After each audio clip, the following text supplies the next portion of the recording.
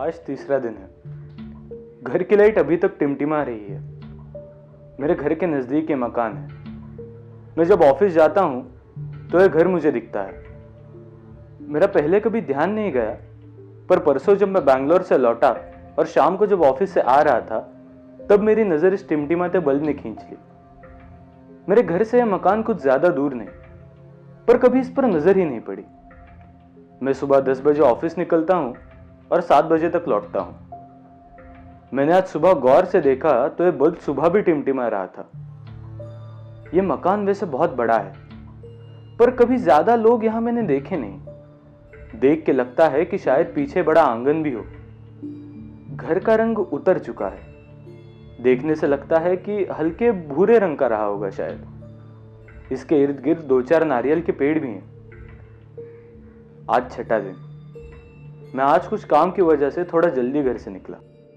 करीबन 9 बजे होंगे।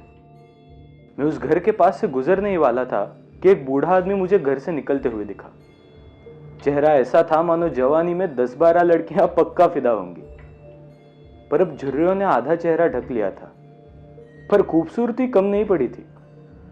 उन्होंने बैंगनी रंग का एक शर्ट और नीचे काले रंग की पतलून पहनी थी। बाल पूरे सफेद। चेहरे पर मानो बालों ने उगने से मना कर दिया हो, कुछ इस कदर चेहरा साफ था। उस आदमी के हाथ में एक थैली थी। उसने शायद मुझे देखा ना हो, पर मैंने उसे बहुत खूब निरख लिया था। 6 दिनों में आज पहली बार मुझे कोई इंसान इस मकान से बाहर जाते दिखा। बल्ब भी अपना काम भूला नहीं था। वो अपनी जगह टिमटिमा रहा था। फिर इस आदमी ने बल्ब बंद क्यों नहीं किया?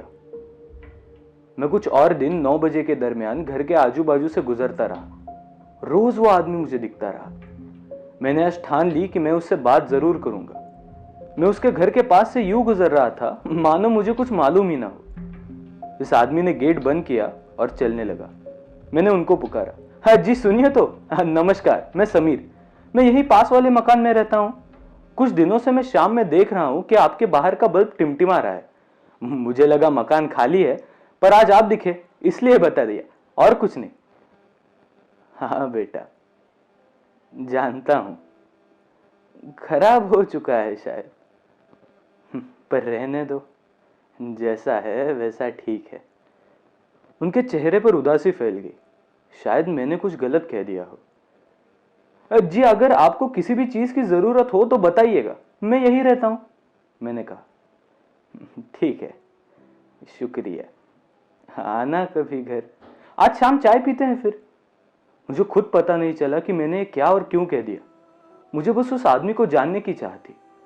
वो जरा अचंभित हुए और कहा, अच्छा ठीक है, मैं आज जल्दी आ जाता हूं घर। वैसे भी एक बूढ़े आदमी को क्या काम हो सकता है। उन्होंने हंसते हुए कहा। मैं आज ऑफिस से जल्दी निकल गया। रास्ते में बाजार से कुछ सेब खरीदे और सीधे उस आदमी के घर पहुंचा। वो आदमी घर के बाहर बल्ब के पास खड़ा आसमान में देख रहा था।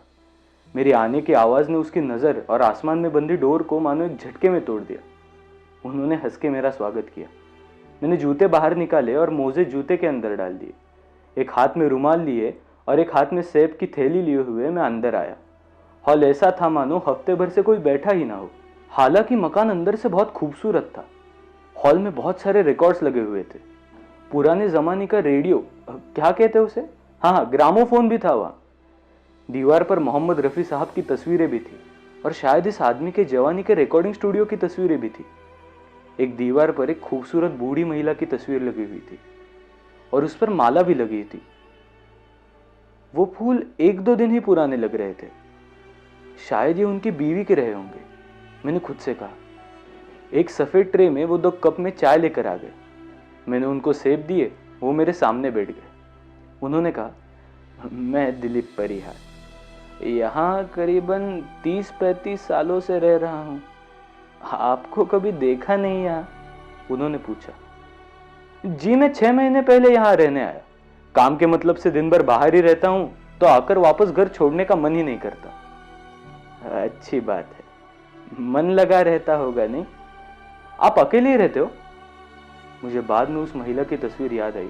और मन ही मन मैंने अपने सर पर हाथ मारा। अब अकेला रहने लगा हूँ। मेरी बीवी साथ होती थी, पर वो 1 महीने पहले गुजर गई। तब मैं मेरे बेटे के पास बंबई में था। माफ़ कीजिए दिलीप जी, मुझे पता नहीं था। पर आप अपने बेटे के पास क्यों नहीं ठहरे? रहना चाहिए था, पर वो क्या है कि शहर की हवा मुझे पसंद नहीं। कुछ देर सन्नाटे ने कमरा भर दिया। मैंने कुछ मिनट बाद पूछा, आप गायक है क्या? नहीं, तस्वीरों को देखकर लगा मुझे। हाँ था, पर पैसों के लिए दफ्तर की नौकरी लेनी पड़ी।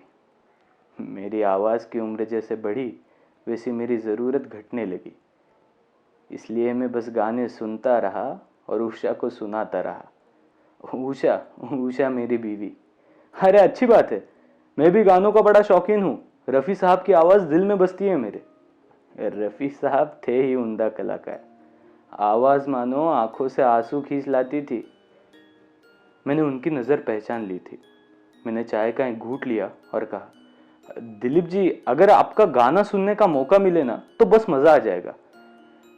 अरे नहीं समीर, मैं अब गाता नहीं, पर चलो सुन तो सकते हैं।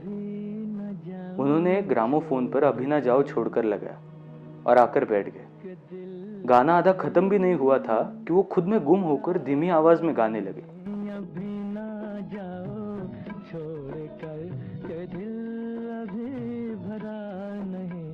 उसके बाद दिलीप जी ने मुझे बहुत गाने गाकर सुनाए।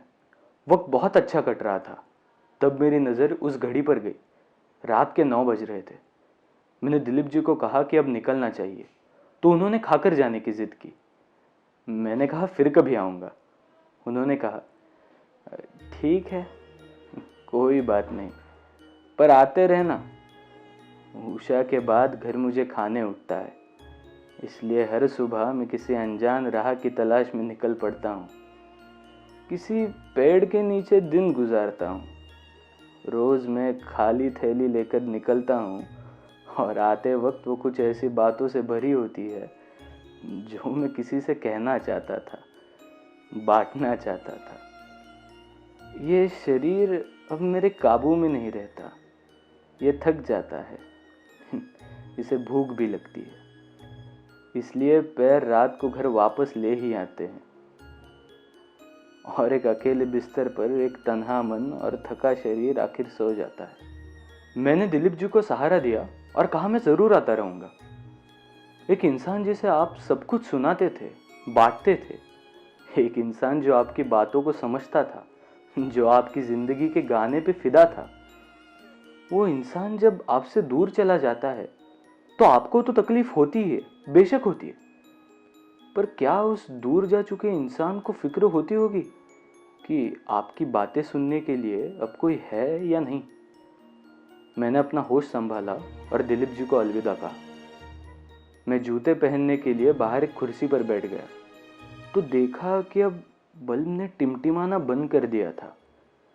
मानो उसे होने वाली कोई अनजान फिक्र मिट चुकी थी।